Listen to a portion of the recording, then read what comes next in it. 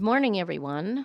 Good morning. Welcome, and especially to you guys who have agreed to be on our panel today. We're excited to hear from you, so an extra big thank you. And thank you to all of you for coming. It's a very historic day to celebrate Janesville's first National Philanthropy Day. And I think it's an honor and exciting to be able to come together on this day, as others all over the world are doing, to bring to the forefront something very important in our lives in the community. We're happy to have with us today a wonderful panel and a philanthropist himself. I do have trouble with that word, my gosh. Mike O'Brien. I know Mike, and I think most of us do know Mike, because we see him around town quite a bit, but he is the Vice President and General Manager of WCLO and WJVL. If you look out into the community on any given day, Mike is always out there involved in something to make this community better. A fond memory I have is when he and Dave Johnson in 2008 ran the United Way campaign. It seemed like they were bouncing all over town. Was it under your watch, Gary? Well, it was the year after. It was, okay, just the year after, but it is a campaign for some reason I really remember. I didn't remember the date, but I just remember they kind of hopped all over the place, and you knew that that campaign was going on. It was almost like watching a play unfold as they thought of fun ways to present themselves to the various organizations that they called on to donate. But 2008, when they ran that campaign, it was the year there was a national recession. The closing of GM was imminent. I believe it did. The first or the last blazer went off the line in December of 2008. And the downtown had its biggest flood, which I do remember because we had to pump the lower level of Old Town Mall for at least 2 months. But the bright side, if you look at one and something as egregious as that, is people came down to watch the fish swim around the United Way building. They indeed did. They came out of the river, swam all around that building, and went into the river. And they did vacate the offices, but no water ever came in the building. They just swam around, and the building was good to go as soon as the water subsided. But back to Mike. Whatever he does, he makes it fun with his congenial wit and caring way. He's the perfect person to lead us today in our discussion for Philanthropy Day. Thank you, Michael, very much. You are a dear. I'll make a little adjustment here. Thank you. Jackie, thank you very much for that warm introduction. Just for the record, Dave Johnson and I did not cause the flood, the recession, and General Motors closing.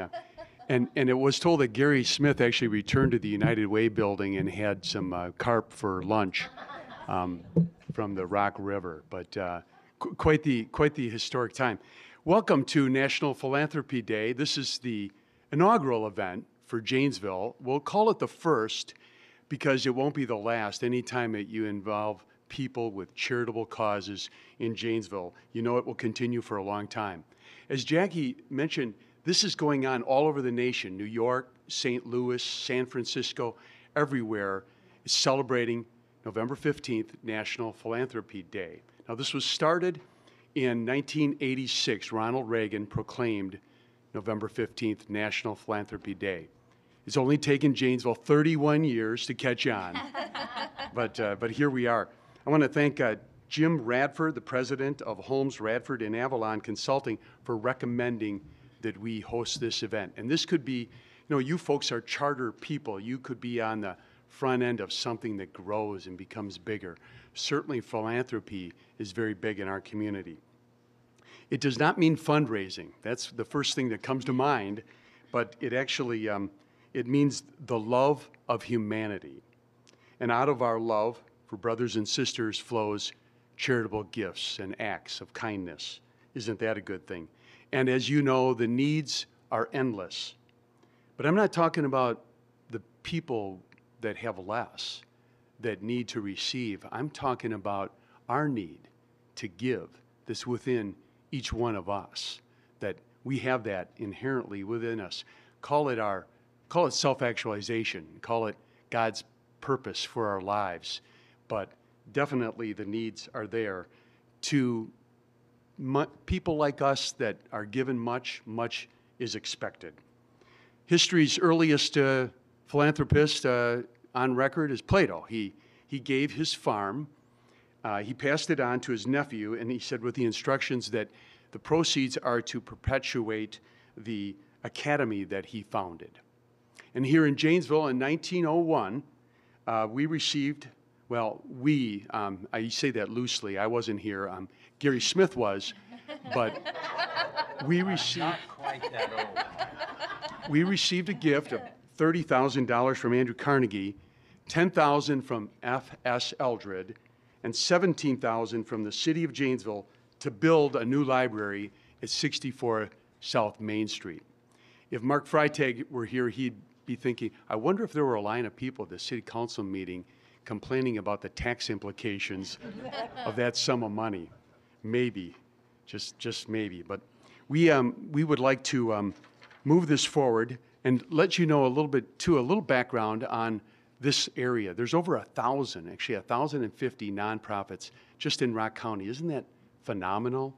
Just amazing. It's indicative of all the needs that are out there. People sharing the spirit of philanthropy, the love of humanity that's deeply woven within our history and the fabric of this great community. The purpose of this event is to celebrate and communicate the importance and the potential of philanthropy.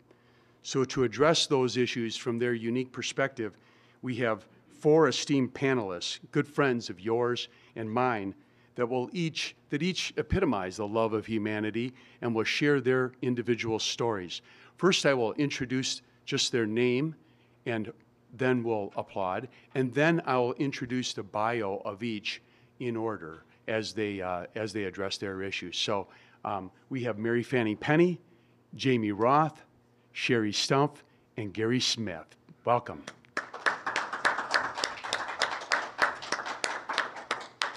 We'd like you to hold your questions until the end, and we hope you have some, to involve one or more of the panelists at a time. Please just jot them down.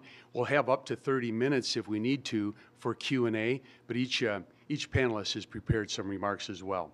So Mary Fanning Penny, President and CEO of United Way Blackhawk Region. Mary has served as the Executive Director of Rotary Botanical Gardens.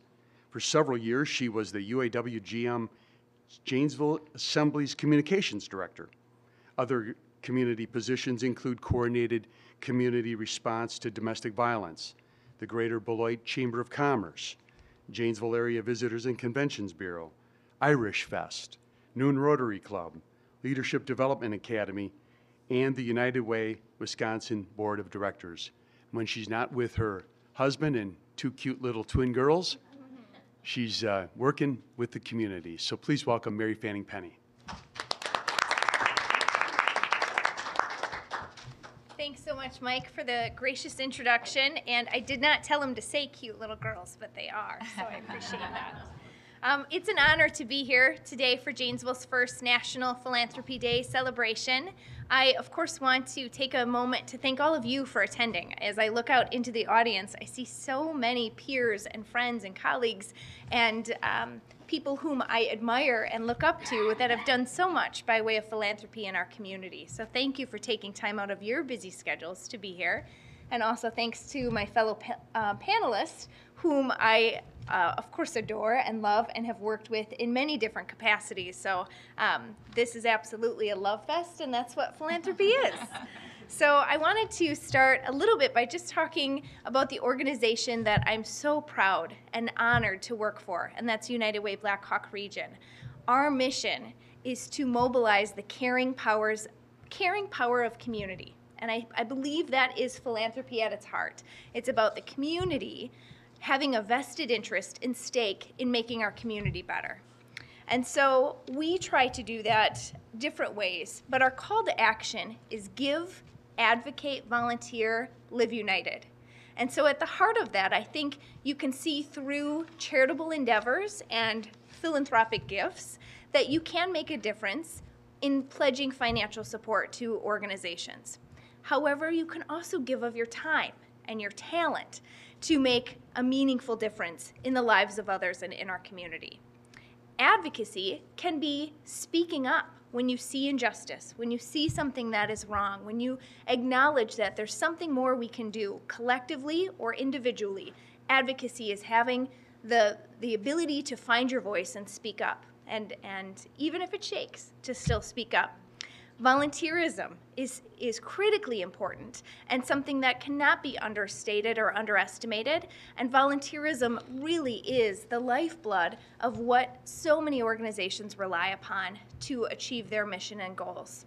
And Live United, really, that's kind of an all-encompassing umbrella for we acknowledge, particularly at United Way, that to live better, we must live united. I think that's the acknowledgement that we're all in it together. When we reach out a hand to one, we influence the condition of everyone. And so I think philanthropy is, as Mike said, innate. It's in us. It's something that we feel a drive to give back and to ensure that our community is strong and healthy and thriving, but that we're also hopefully leaving our community better than we found it. We are thinking forward thinking about the next generation and what we can do to ensure that those that come after us inherit a better world, a safer place to live and to raise a family. I think one thing that we try to do and talk about with our stakeholders and people that are involved at United Way is that we want to foster a sense of self-worth and create a culture where you love where you live. And I think sometimes, like all communities, Janesville has struggled with our self-identity. And we certainly have gone through challenges, all communities have, but I think we can be very proud of the fact that this is a resilient community. And so we can embrace and love the fact that we all have a role to play in making sure that the community continues to improve.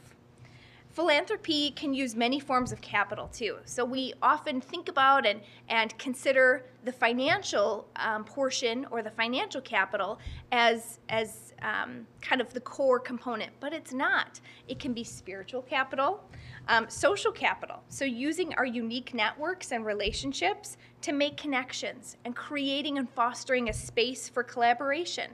And that's something that United Way is doing on a regular basis. Intellectual capital is also philanthropy. So bringing together the resources and expertise and data so that we can ground our passion in persuasive evidence. And so use evidence-based models to really move the proverbial needle forward in creating collective level impact and positive change. I think it's so helpful to kind of reframe our thinking away from donors or philanthropists and beneficiaries. Rather, kind of recognizing that's what's good for the goose is good for the gander, that we all benefit, we're all interconnected. So I think something that we're trying to do, even in our language and our kind of our talking points, if you will, at United Way, is recognize that it's not about those that have more and those that have less, but rather the collective conditions of our community, that we all are impacting one another. So I think that's kind of an important reshift or reframework to think about. There's a really fabulous article in the Stanford Social Innovation Review, and I hope I don't mispronounce this, but it was by Dorian O. Burton. And so the article talked about shifting philanthropy from charity to justice. And that really strikes a chord with me and with United Way, because what we're kind of in the midst of a transformation toward is looking at root causes of our societal ailments and issues. What really are the precipitating factors or the social determinants that create certain situations? So instead of just looking at a recipient or a participant or a client, acknowledging that there's a whole host of historical context and maybe injustices or systems of oppression that led to an individual or a family's position.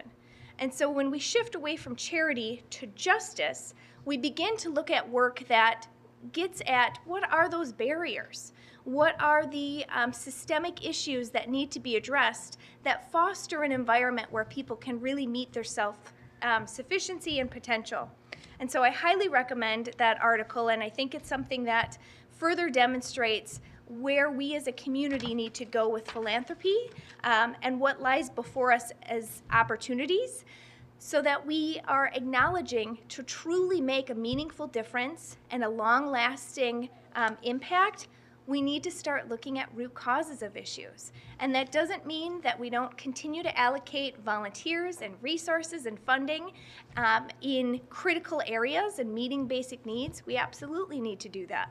But we also need to mobilize a contingency of resources to really get at the root causes of what is preventing or providing hurdles for individuals that may be in a position where they do need some assistance.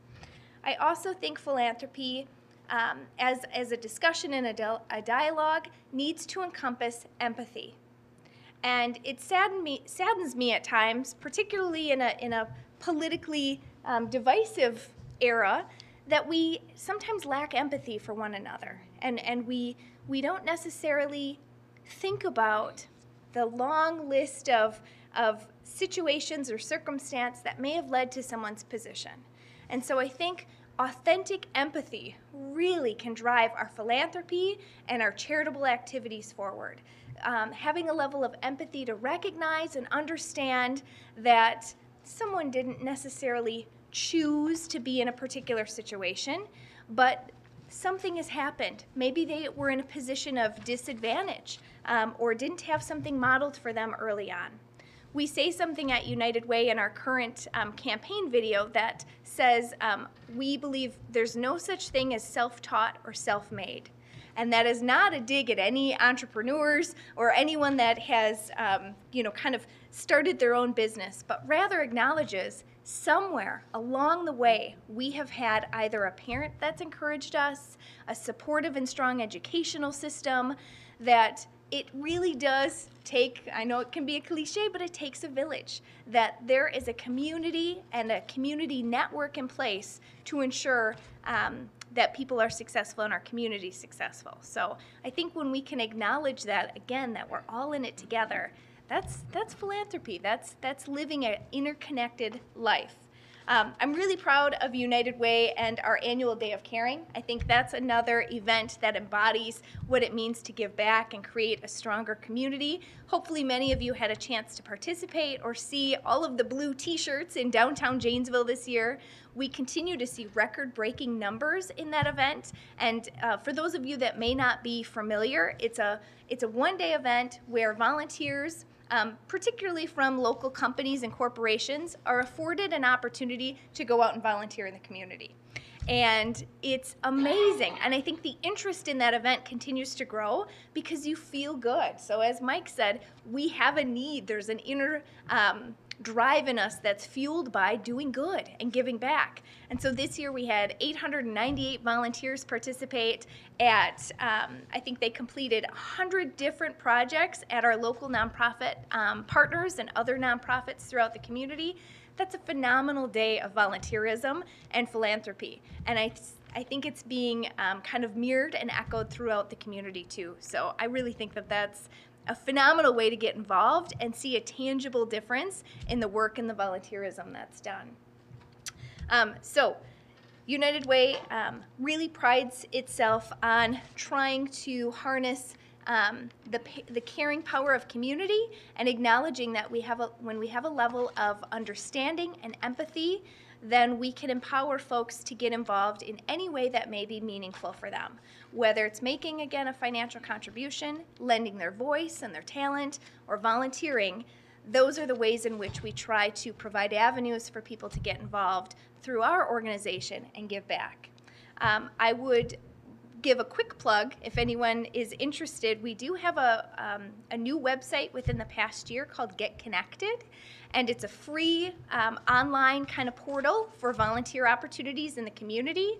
Any organization can post needs for volunteers that they're recruiting for. There's no requirements to that. And any citizen, group, family, corporate team can utilize it to see what volunteer opportunities exist. So there are ways to learn about how else we can get involved and what else we can do. And it's just a matter sometimes of finding those right connections and resources.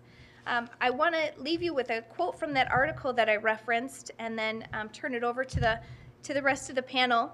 I thought this was so kind of poignant to that transformation in looking at philanthropy beyond charity, that charity is commendable, but justice is transformational.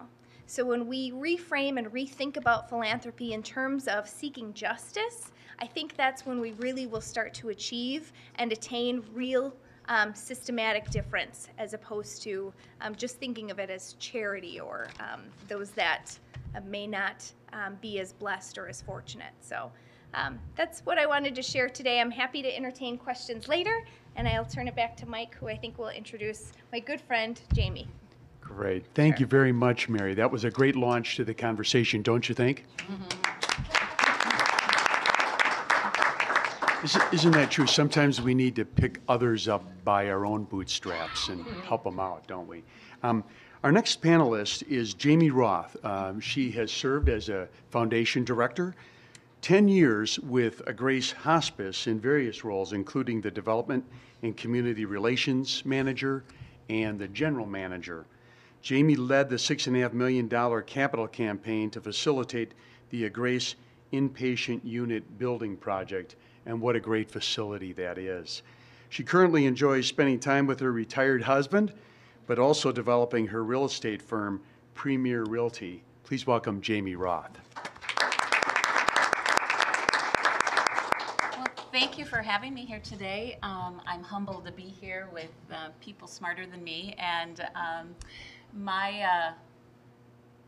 my faith is near and dear to me, and I feel like God has led me in lots of different ways over the course of my life, and I call it reinventing myself, but I think He's reinventing me too. So my father-in-law, Marvin Roth, some of you may have known, but he became very ill in 2002, ended up dying on hospice services in 2003, and from being the caregiver along with my mother-in-law, we found pretty quickly how we needed more help, but living in town, we just didn't know what was out there. And then I came upon a Grace Hospice, who was Hospice Care Inc. at the time, and they made his death a good one.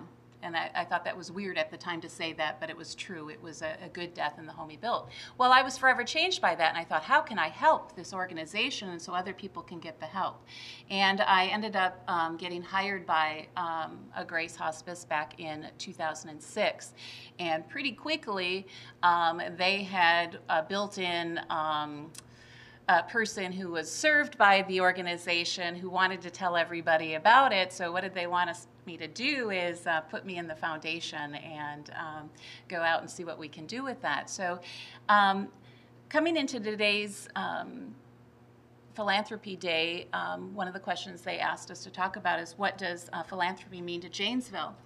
And I heard this, and it's a very familiar saying: if you want money, ask for advice, and if you ask for money, you're going to get advice. So did I say that right? Yes, or wrong? you did. Okay. So I was very, the only thing I'd ever asked for prior to 2006 were candy bars when my boys were in Little League or football, and suddenly I was asked to raise and co-facilitate a building project that was going to be about $6.5 million.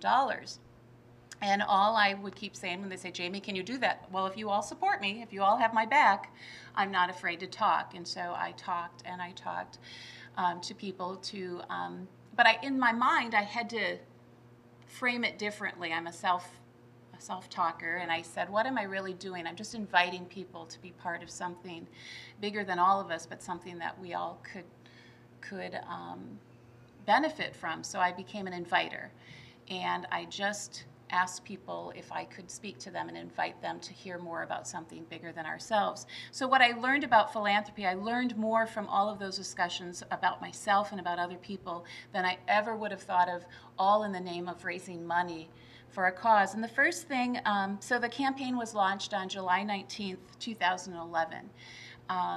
Ironically enough, the day of our big party, my husband was guardian for his uncle, Marv's brother, and he died suddenly that same day. And nothing sent me into I just feel like everything happens for a reason. That also centered me and saying, you know what, we're grieving right now. We need grief support, which is also part of hospice. So everything happens for a reason. But we launched it on that date. And I just wrote down some of the things that I learned from people when I invited them to be part of something bigger than all of us. And the first thing that I heard a lot of was that they're giving back, just like we talked about how people want to be able to give back. Whether they wanted to give back to hospice because they used it someplace in the country, or because they specifically wanted to give it to a Grace hospice, they wanted to give back, and they wanted to help others, which was where I was coming from, to have that support that was so desperately needed at the end of life. The other thing that I could feel when I met with people was love. Oh my goodness. I mean, I forget when I'm social media and the news and all of that, you forget about how much love is in this world and good people. And the love is not just for themselves and their family, but it's for others. I am someone that reads obituaries. I still do, because it warms my heart in a strange way. But whenever I see someone had passed at the Grace Hospice facility, it's like, I hope that all of those people that gave to this know that that family benefited from their gift of love to someone else. Preparation. When I talk to people too, people talked about, someday I might need this. So it's kind of preparing for their own situations, or I might need it for a parent, or I might need this support. And so they're preparing for their own. It's a little selfish, where it's like, no, this is not just about for all these other people. It's a case I need it, or my loved ones need it. And pride. So when my father-in-law was dying, they came to us and they said, we have an inpatient unit in Fitchburg. Would you mind if he could go up there for a week? You guys can get some much needed rest, and we can help with some of his symptom management. And I thought, oh my gosh, I'm exhausted now. You were going to expect, I'm still going to visit him every day. I got to drive all the way up there. Well, there were a lot of other people in this area in all of Rock County that felt like Madison, Fitchburg seems so far away when you have a loved one that is dying. So we talked about that pride and wanting to be able to take care of our loved ones right in our own backyard, right here. And I could sense that in people. Change.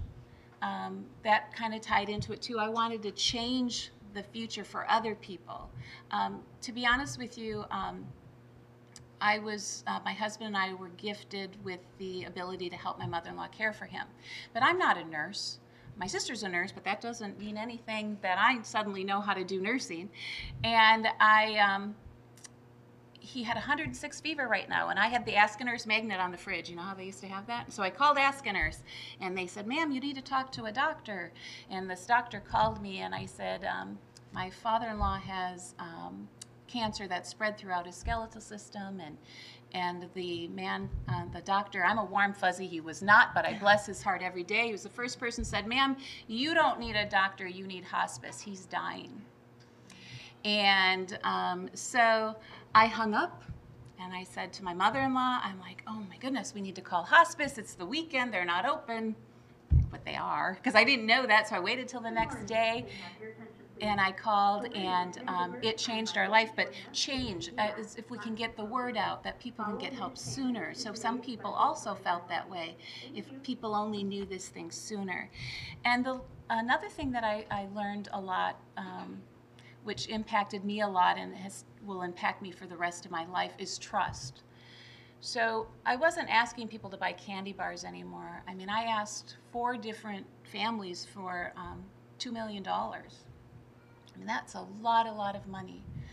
And so I had to hear some no's, of course, but we did get a $2 million gift, and we got some other, we got gifts of all sizes, and they all changed me forever. But the trust, what I was just so humbled and also frightened by, I'd go home to my husband and say, these people are trusting me. They're trusting that I'm telling them what's going to happen, and that every dollar they gave, and that I couldn't remove myself from, because I would always talk about having this Mack truck theory. I've always had a Mack truck theory with everything, where if I got hit by a Mack truck, would anybody else know how to do what I did? And they'd be at home or anything. but suddenly I couldn't remove myself from some of the trust because I've lived here so long that these people knew me. And there was a large amount I felt of responsibility to those gifts. But more than anything, I just felt the love for others. And I know I'm talking a lot about money because at the end of the day, the $6.5 million was needed to build the building. But beyond that, and every single day, it was run by volunteers. You have so many hundreds of volunteers. And then kind of going out of order here, but the first thing I did when I found out I was going to do that is I called people like Gary Smith. And I said, Gary, can you sit down and talk? Remember that day we sat out there on West Memorial Drive? And I said, I've been asked to raise all this money. Did I look really scared? Because I was inside. I was invited to raise that money, but I really, there were other community members too that I just sat down with, and I said, tell me please what worked for you, but tell me also what didn't work for you. Because at the end of the day, we just want to do the right thing for our community, for our families, and I am forever changed, and I don't mean to prolong that, but I'm forever changed by what I had. I am a little tired, still recovering, but I am forever changed, and I'm grateful to this community, which when I talk about community, it's the greater Rock County community, because I went to every community in Rock County asking for support, and every community supported. So, thank you. Thank you, Jayme. Doesn't the care and concern just show in every fiber of Jayme's being? You have that great quality. And we all have our own story. I lost a friend and neighbor just a year ago and was there for her in her second last day on this earth at a Grace Hospice. And, you know, and think of the good people like yourself that made that happen. Thank you. Our next speaker is Sherri Stumpf, the president and CEO of Blackhawk Community Credit Union. And Sherri, this will date you a little bit, but she has put in over a quarter century in human resources field, senior level positions in retail, banking, as well as education. She commonly assists with local area nonprofits, including the United Way Board of Directors, Vets Roll, Boys and Girls Club, and chair of one of our nation's top heart walks, the Burt Blaine Memorial Heart Walk in Janesville. And I'm just mentioning about a third of her activities. Please welcome Sherri Stumpf.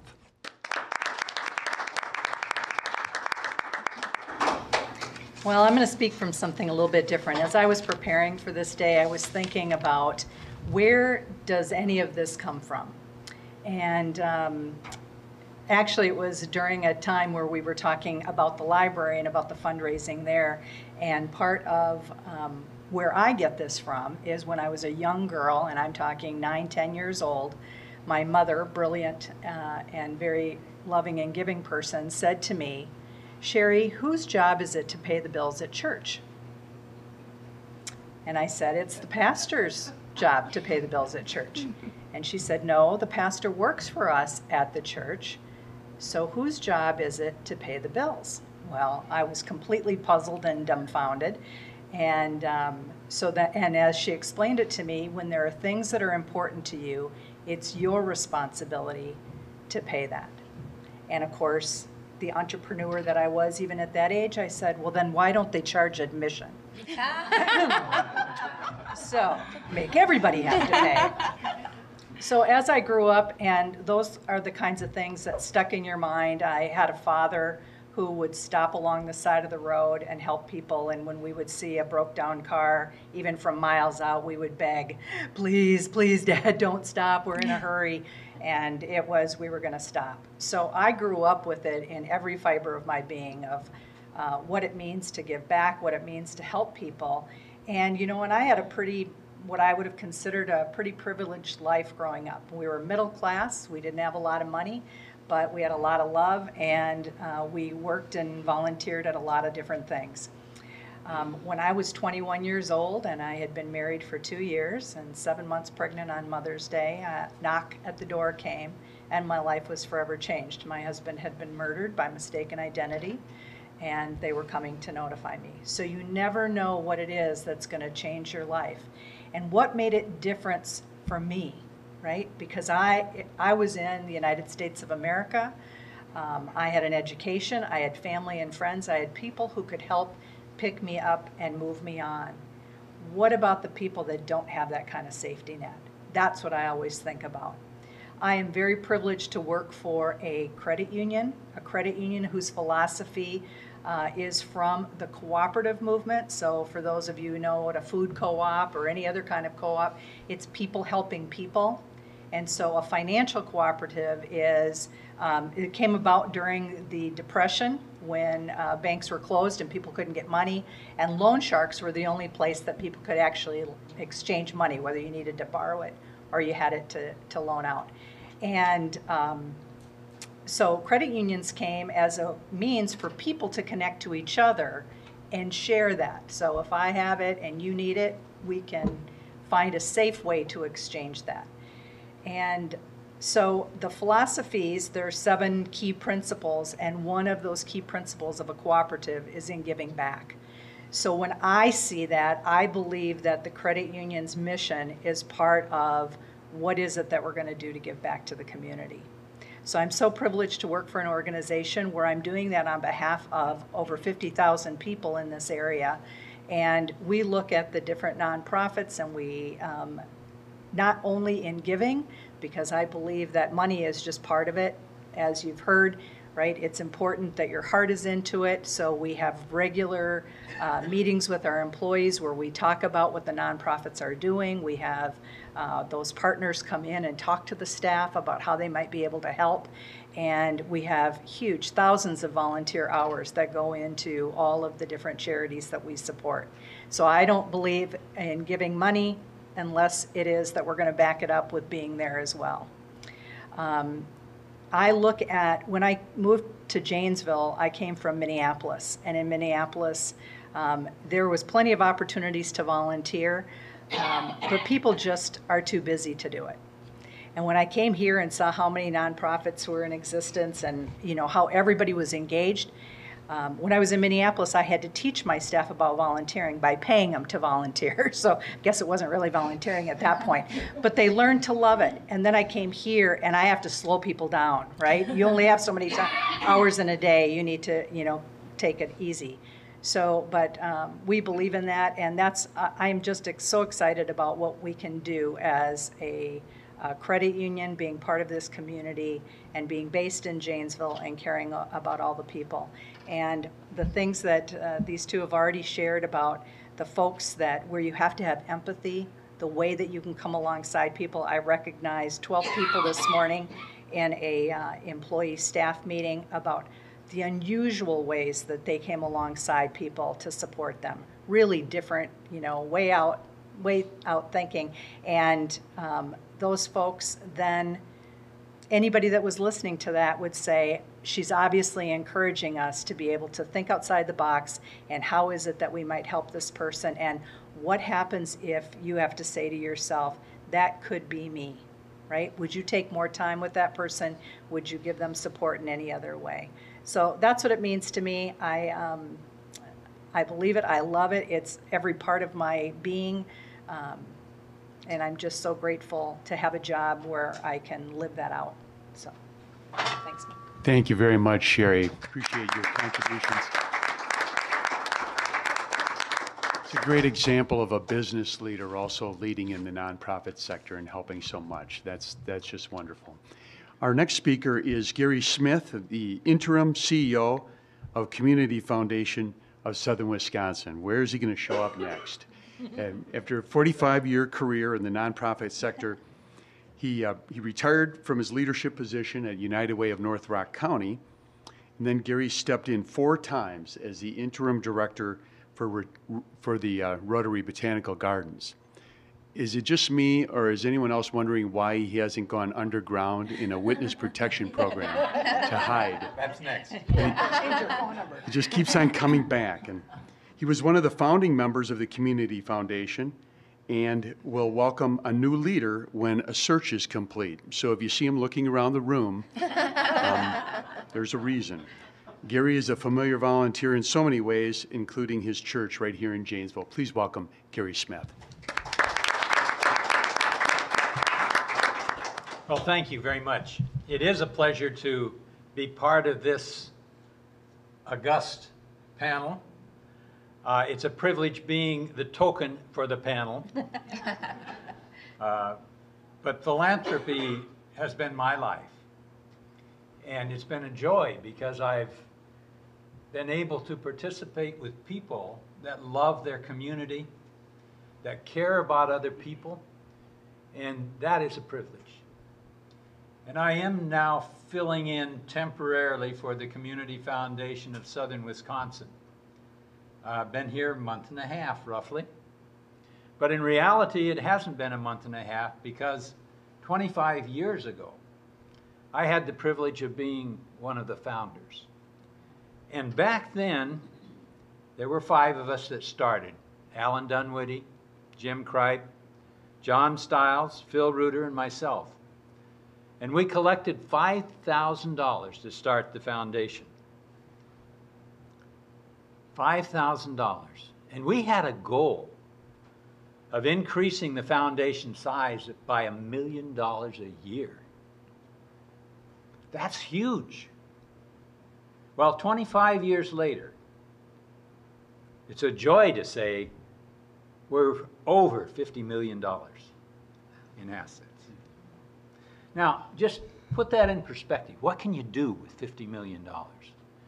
We don't spend all that, but we earn money on that.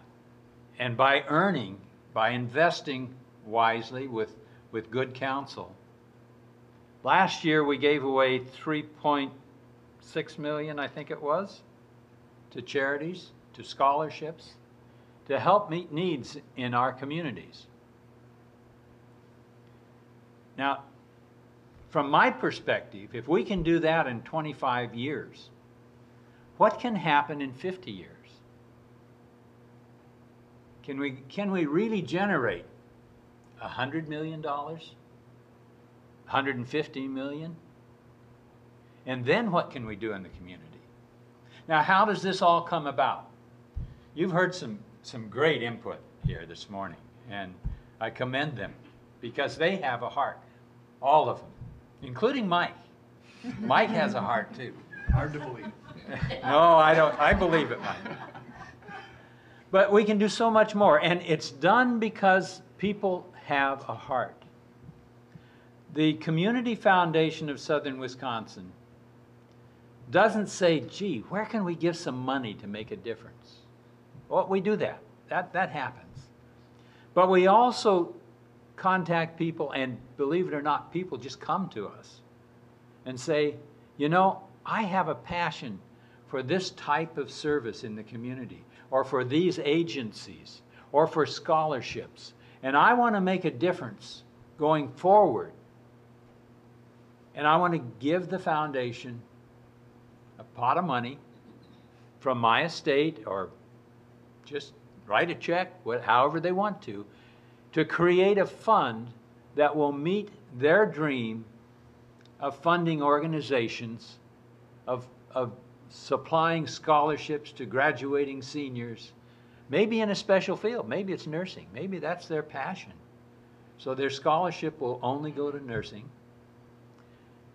But it's the people, it's the donors that make up the Community Foundation. And then we fulfill their objective in their philanthropy, in their passion for meeting needs in the community. So that's what a community foundation is all about. We cover 9 counties now. Sauk County up to the north, Walworth County to the east, all the way to the Mississippi River. And that's a large area. And it's Sue's fault that we expanded that far. Sue Conley was the second executive director of the Community Foundation. Pete Warner was the first, and then Ann Hayden was the third, and now we're looking for the fourth. So that's not too bad. There is some longevity, We're 25 years old. But the board of directors said, we need to grow. And how can we grow?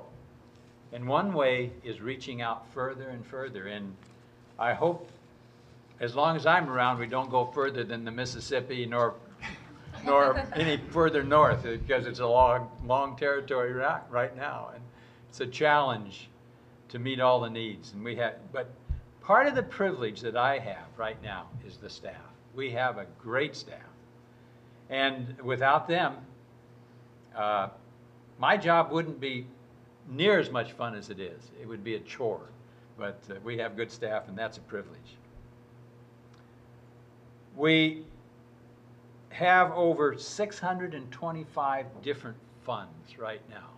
And those are created by the donors saying, here's how I want my legacy to go for perpetuity. Over the past year, we've given out over $7,500 grants and scholarships. We've received over 7,500 donations, creating more funds or expanding funds that we currently have. We've awarded 765 grants and 542 scholarships for a total amount given in our fiscal year ending June 30th of $3,700,000. Now, that's this past year.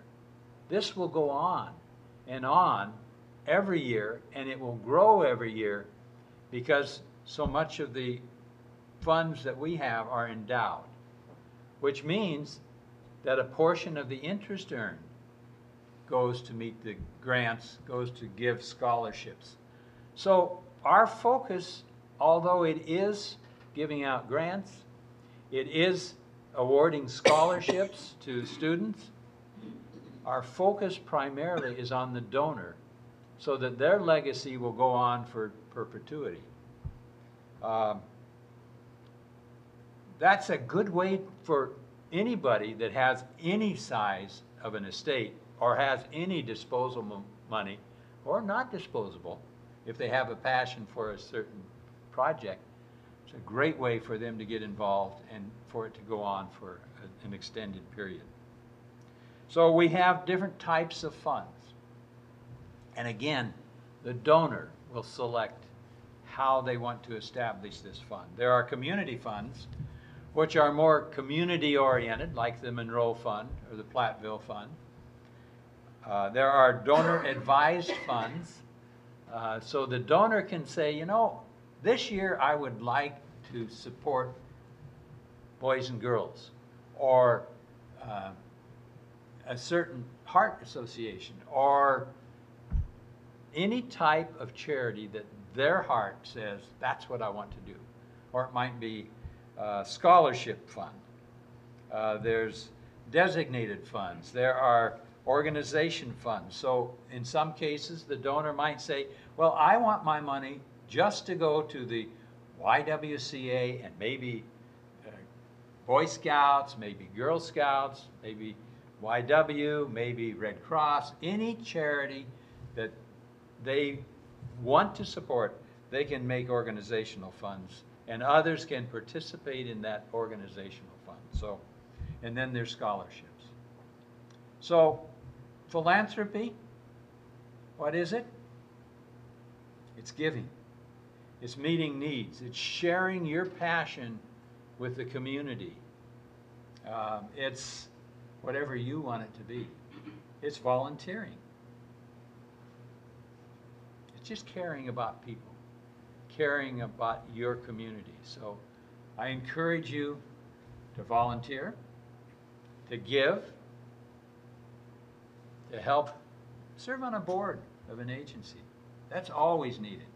Smart people to help an agency continue in the right direction. Occasionally there's one that may not be too smart on that committee, on that board, but we'll just kind of overlook them. But you know, your participation is very important and very necessary.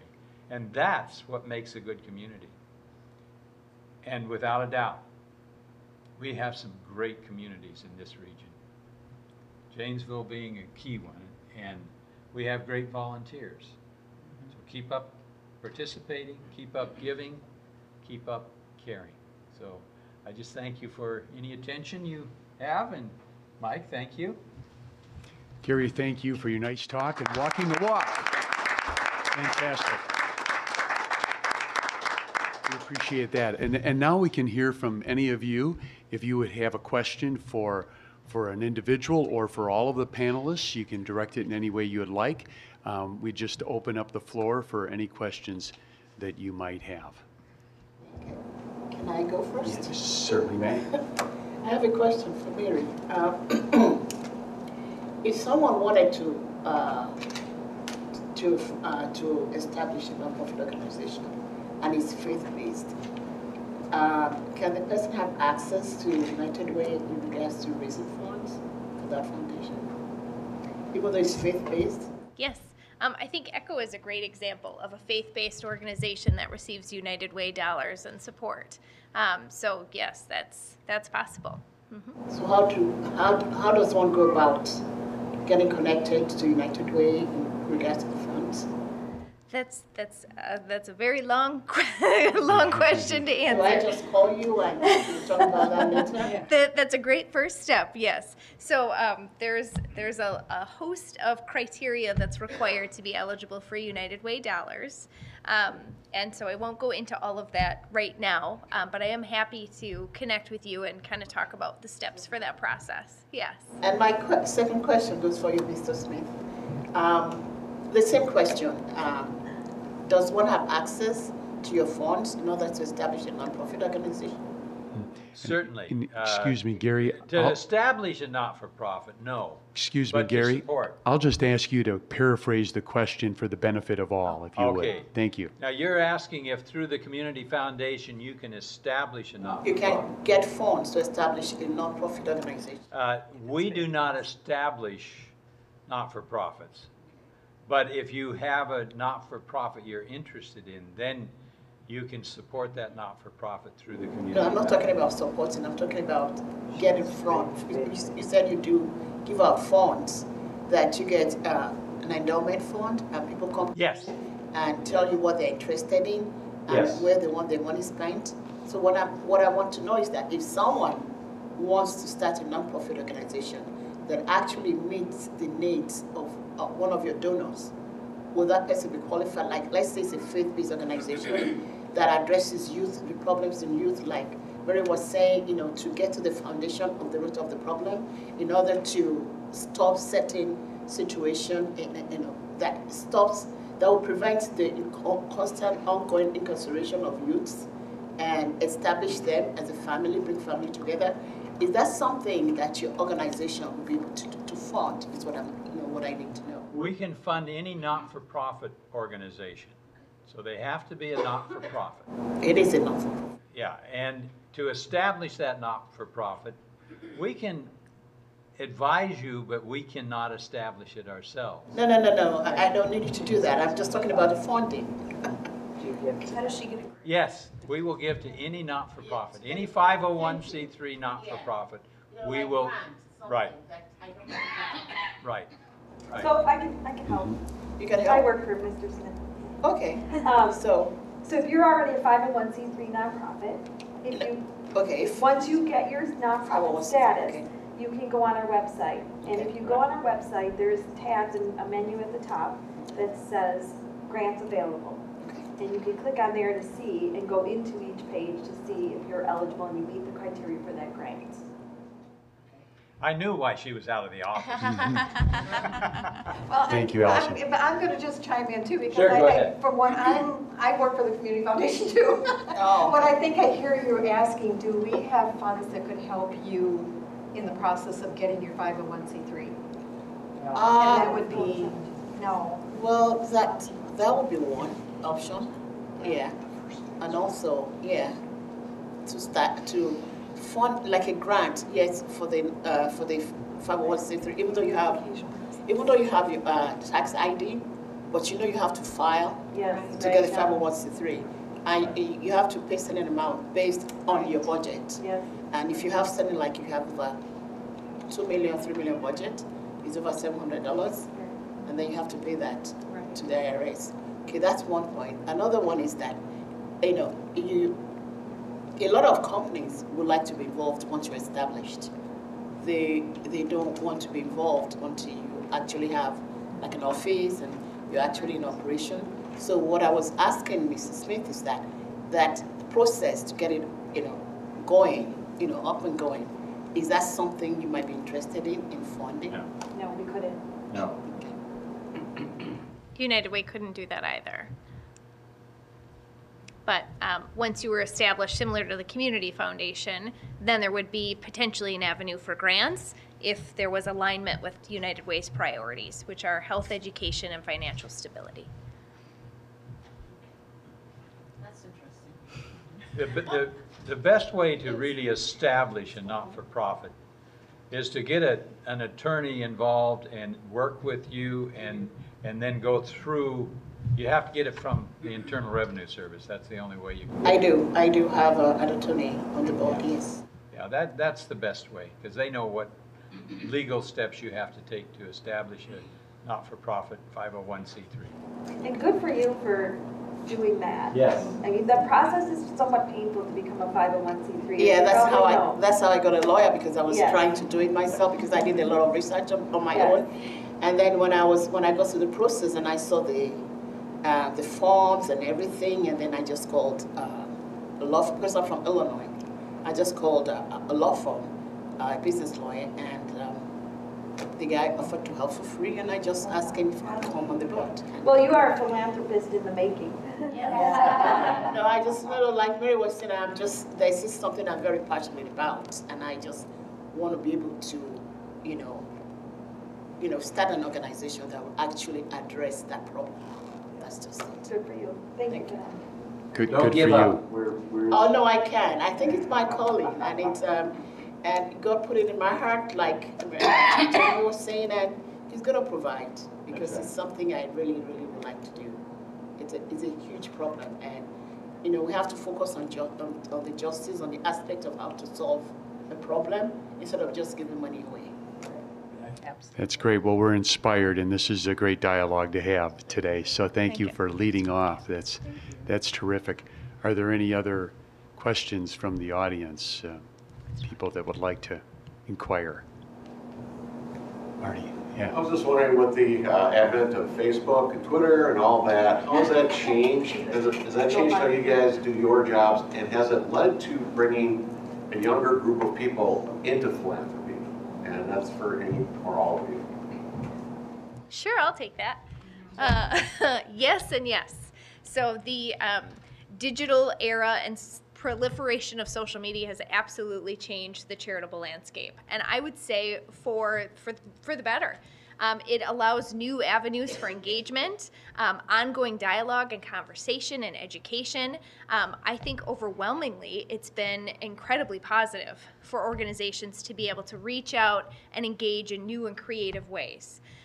The only downside, if you will, that I could point to might be just the sheer volume and level of choice that donors and individuals have. Something that we're incredibly proud of, I think, across the panel here is our ability to impact and affect change locally. Social media presents people with options to give in global ways, which is also important, and that's part of being part of a global community, but we need not take focus off of what is needed at the local level. But overwhelmingly, I think it's incredibly positive. There's text-to-give platforms, there's online giving, there's social media campaigns, Giving Tuesday is coming up.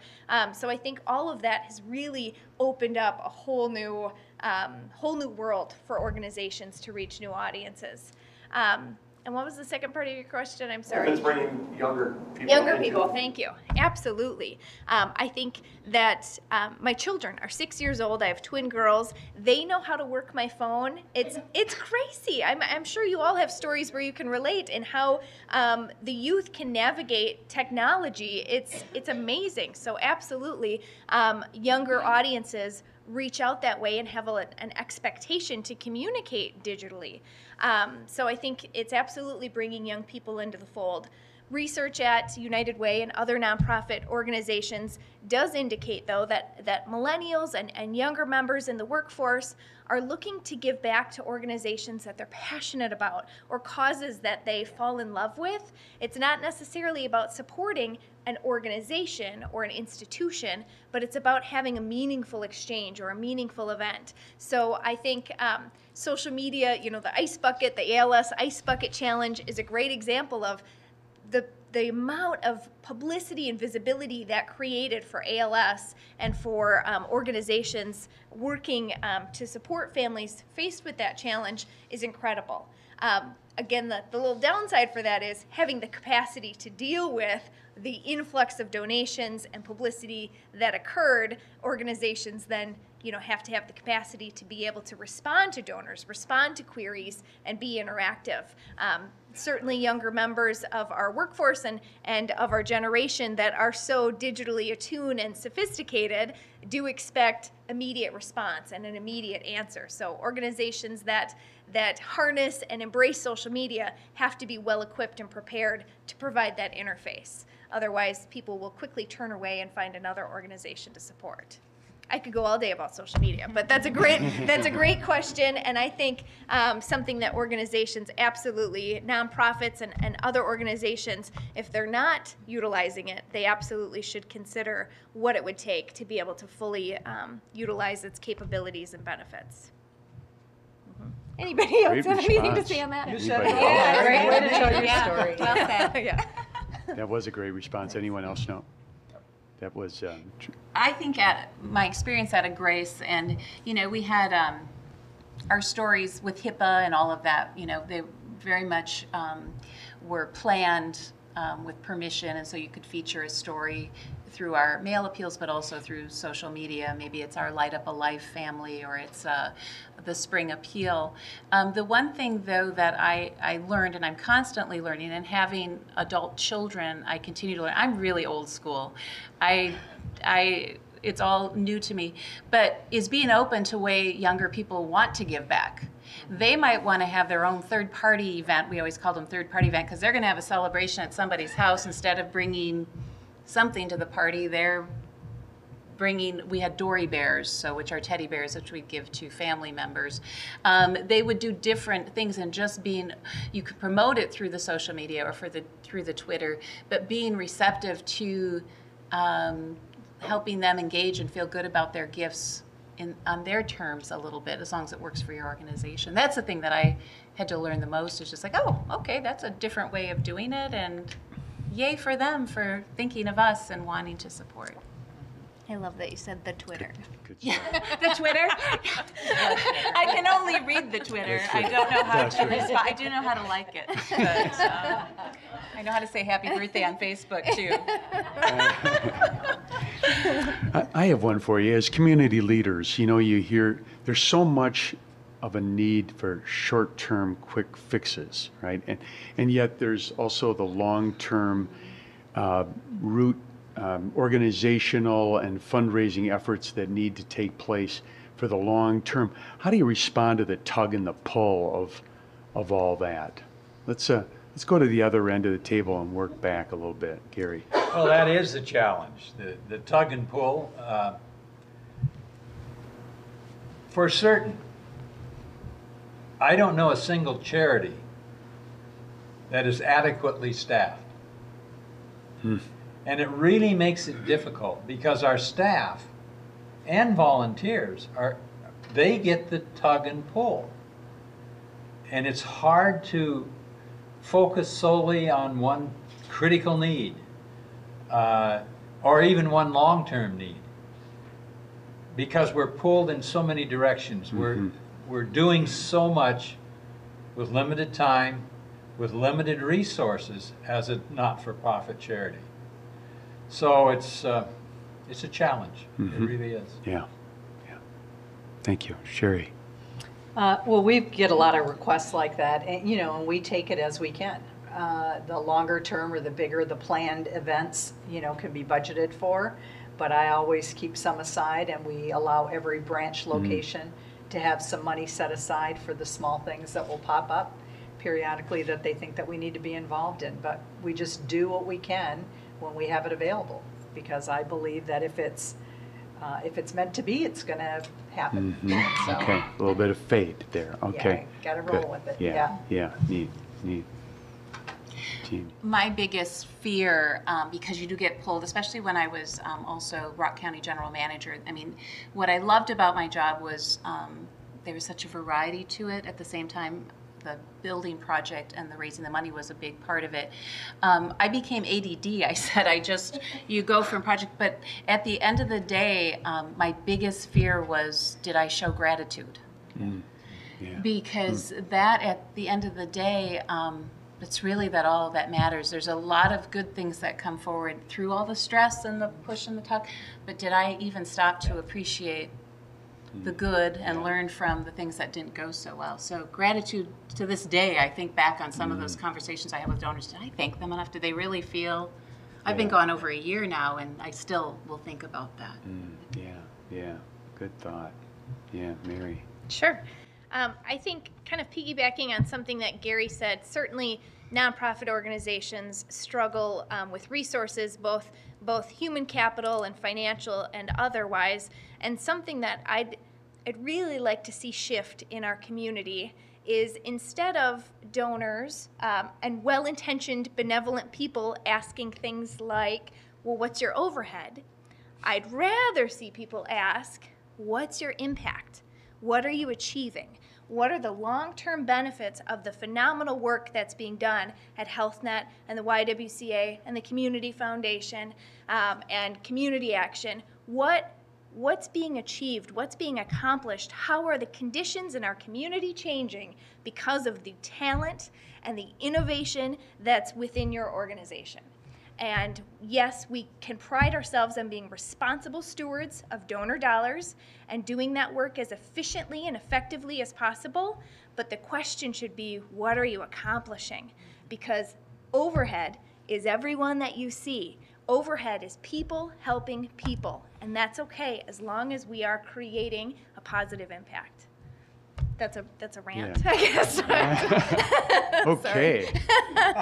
Good answer, though, really. Yeah. What do you have, 5 people at the United Way office? 5.5 FTE, yes. Okay, Yes. all right.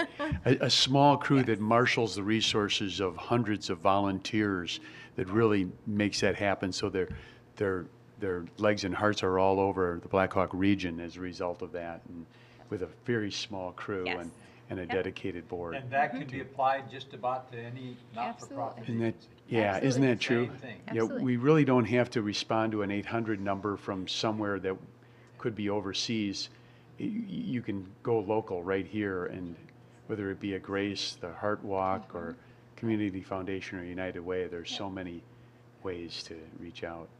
I'm wondering about people, you know, how you came to the heart of a champion for these causes. Were there individuals that mentored you early in your careers that brought you to this point? I'll go to anybody that would like to mention. Are there people in this community that others might know, or maybe national figures that have influenced you? My father, he was a teacher for a while, and then he became guidance director for a school district. And then he became a YMCA general secretary, they called him, rather than executive director. And as a child, I did a lot of work around that YMCA. Pro bono, I'm guessing. Yes, it was pro bono. But what that did is that instilled in me the need to get back to the community, to serve other people and do what I can to make this a better community. And so... Hats off to your dad. Legacy of improvement and love. Yeah, good. Any others have a individual? I don't even remember a time when it wasn't part of my life. Ah, okay. You know, from little kids, whether it was cleaning up the neighbor's yard because they'd had an accident or something, we just always did it. And there was no question, you know, when people will say things like, you know, I couldn't make my kid do such and we didn't get that in our house. It was time to get up, and this is what we're doing today. And so I just grew up knowing it. Wow, neat. Neat. Great. I would say my mom and dad, we didn't have a lot growing up, but they were always, church was one thing you always gave to. You went there. They always befriended the older folks in our neighborhood and supported them. And then my father-in-law, Marvin Roth, was very involved in everything with a passion and a fire. And because I was so proud of him, and I just felt the push to help his legacy to move forward. And but there's so many people in this town, truly, Jackie, you were on that initial committee of the building project, and you know, everyone at this table has supported the building project, but even me personally, just with your kindness and your support, I mean, the list goes on and on of the people that I learned from. Yeah, and certainly Marv was an inspiration to so many. Didn't they call him Mr. Janesville? That's what the headlines were when Sure. he died, but he was Mr. Janesville. Now we have the Marv Roth Pavilion. We do. He was the voice of the Eagle for my son's Eagle Scout induction. And at Cargill Methodist Church, he was up on the balcony, so invisible to the crowd. We thought it was the voice of God. He was resounding through the church, and Marv had that way. Yeah, great man. Great man. Mary, any thoughts? Sure. Certainly with family. I think that obviously is a common thread, but I also would say that I feel very, very proud and also humbled to work alongside so many amazing social service providers. And just looking out into this audience and to see Ian Hedges and Allison and Angela and Jackie Wood and Sue Conley and Cecilia, and I'm sure so many others in our community, looking at people that give selflessly and tirelessly every day. The people that provide services, whether it's crisis intervention or long-term case management, they are my heroes. They do incredible work, and how they go home every night and find peace of mind and not be, lying awake. And many times I imagine that they are lying awake thinking about the families that they're serving and how tomorrow is going to go better, or what tomorrow may bring, and still maintain balance and tend to their own families. It's amazing, incredible, important work, and we as a community, as a society, need to place such a tremendous value on that.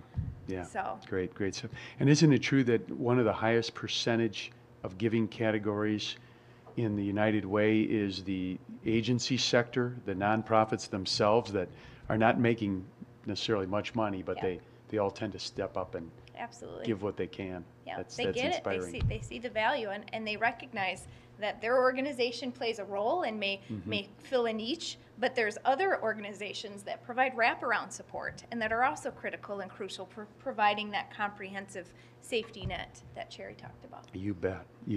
Are there any other questions from the audience? Yes, Sue.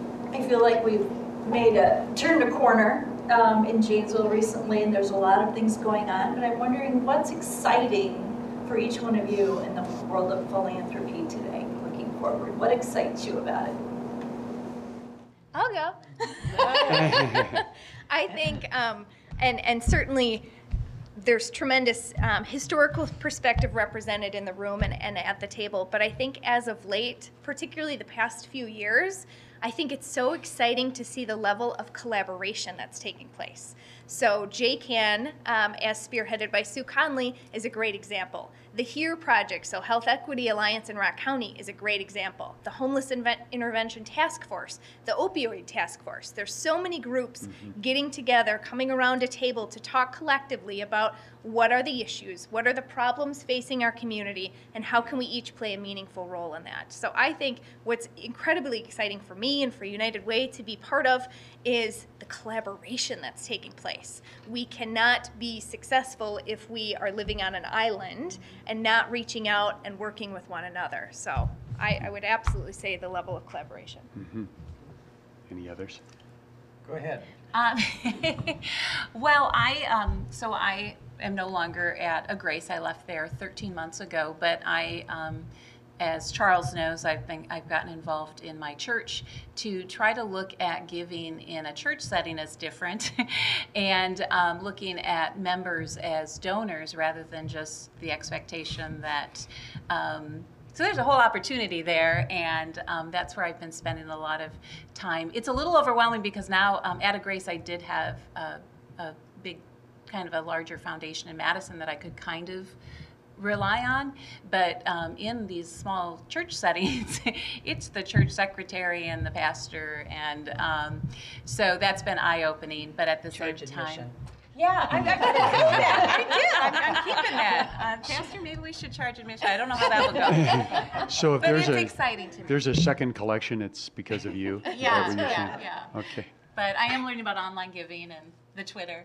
That's Twitter. And for me, I moved here in 2010, and I will never forget the woman at Holiday Inn said, "What are you here for?" And I said, "I moved here for a job." And she said, "Nobody moves here for a job." And my GPS had taken me to the branch around, not through downtown, right? Because I think downtown looked bombed out. And I don't know if I would have moved here had I come that way. And so my passion right now is I'm working on the Arise project, and I'm part of Forward Janesville, and all that we're doing to try to improve the community, because when I drive around and see those buildings like that, I think, I wish I would have known what that looked like in its heyday. I would really like virtual reality glasses to see what it was. And when you look at the history of Janesville, the way that people have been able to remake themselves, all these different generations, and come back from it. We're on the verge of coming back from it, and I'm just so excited about what it is that we'll do, whether it's here at the library, whether it's that entire Arise project, but to just get people fired up about where we live and what we're doing here. It's really amazing. If you talk to other communities, what we do here is priceless. I mean, it's so really tangible, isn't it? Yeah. It's, and so much of what United Way and some organizations do help prevent some bad things and keep things stable, but this is a real tangible, visible, exciting project. That's great stuff. Gary? Well, I've had the privilege of living in Janesville for 27 years, and I've had the privilege of working in a not-for-profit all that time.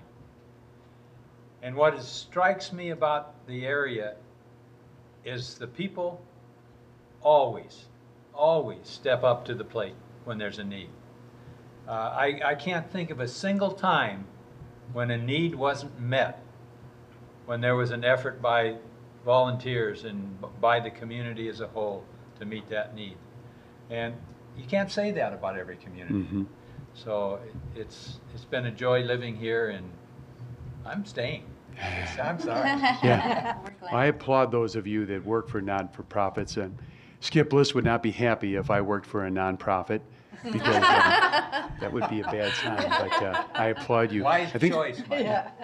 I think we have another question over here. Yes. First, I wanted to say thank you, because your affirmation that it's not only okay but beneficial to volunteer my children to come and help at library events, which I do on occasion. But I wanted to ask about fatigue. And we were just talking about what we're excited about, but I know that there are often pockets of excitement, and then there's pockets of just, I don't want to say apathy, but maybe just lack of awareness, and that can cause fatigue, whether it be in your organization or within the rest of the community. So how do you address that? Apathy is a killer. It really is. But I do believe that a lot of apathy, a lot of people that don't get involved just need encouragement. They need to understand what the needs really are. And they need to understand what value they are to help solve those needs.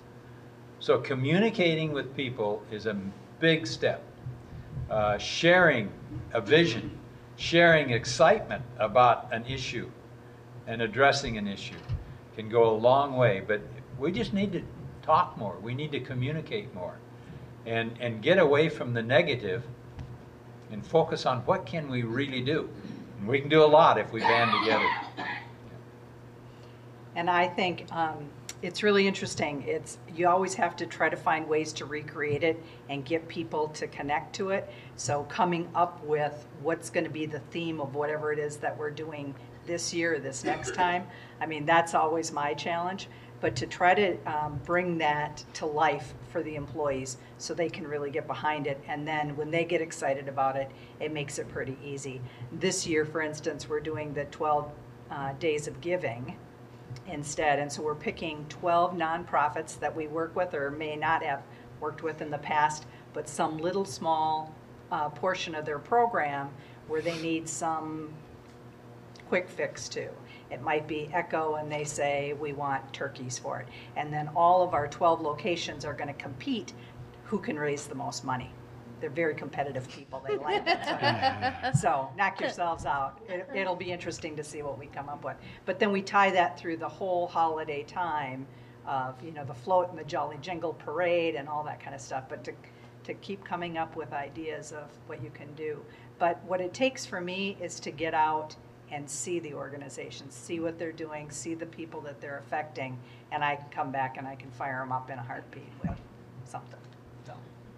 For me, I've always had a small group of folks that I really trusted and helped mentor me because doing a campaign is very much like a roller coaster. And I was told that early on, you know, just as soon as you're like here and like, oh, the bottom fell out.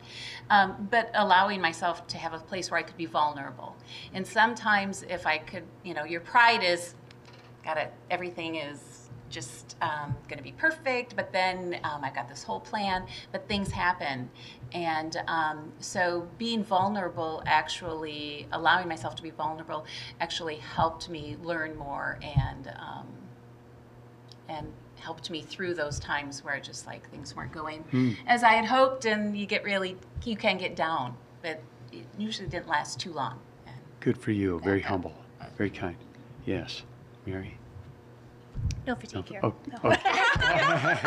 I'm teasing. It certainly, that's a natural part, I think, of being in a nonprofit sector, and something unfortunately that the nonprofit sector really struggles with is the ability to retain really passionate, talented people, because there is a level of fatigue and burnout that takes place. It does, I think, sadly at times with our donors too. There's a tremendous amount of need and many asks and solicitations made upon them, as stated so eloquently by my peers up here. Fortunately, we're in a community with organizations like Blackhawk Community Credit Union that are so community-minded and philanthropic at heart that we're able to support numerous organizations. But I do think the ability to kind of collaborate and tap into and leverage synergy whenever possible, so we're not necessarily competing, is important. But I think fatigue is something that needs continual attention in nonprofit organizations so that we're able to take care of one another. And I think Jayme has a great example of doing that, having a trusted core group that you can lean on and rely upon to kind of recharge that battery, because there are many peaks and valleys, and that just kind of goes with the territory. Great, great. Any more questions? Okay. Yep. I'll take one more. What criteria does a nonprofit organization have to meet before you can support that nonprofit? Well, we don't really have criteria. Like I said, it's people that work for us that are involved in these charities, and they usually bring it to us, right? So somebody would make a request, and then we would decide if we could put volunteer hours behind it, then it's something that we can support. So no real particular criteria. If it's good for the community, that's what we're looking for. I've seen that as part of your culture in general, and your people are out there everywhere. Yeah. I can tell that, Sherri. So, yeah. Wonderful thing. It's that mother thing. Get up, we're going. Yeah. Okay. This one is for Jayme, actually. What church do you attend? St. Paul's Lutheran. Oh, okay. Yeah. All right, great. Well, a lot of good questions. Thank you for that. And this morning has gone by quickly and met all of my expectations. I just wanted to summarize just a little bit. There is no specific request today, okay? But I do want you to be aware we're here in this beautiful Hedberg Public Library, and there is a campaign going on that is co-chaired by Jackie Wood, Phil Whitehead, and Lisa Ryan. And that's a great cause. But there's no specific ask today. I just ask you to sort of be aware of all the thoughts that have been brought to you today. It's been said that philanthropy is generosity and goodwill in action. And it's also been said that education without action is just entertainment. And while we've been entertained today with a lot of great information, there is a call to action, and that's to just share this message. Just take the spirit of what you've heard and learned here today. I know I'm preaching to the choir, but take that out into the community and share it with other people as much as possible. And know that we appreciate all that you do. And I want to thank Gary, Sherri, Jayme, and Mary for just a wonderful start to Janesville's version of National Philanthropy Day. Thank you all very much.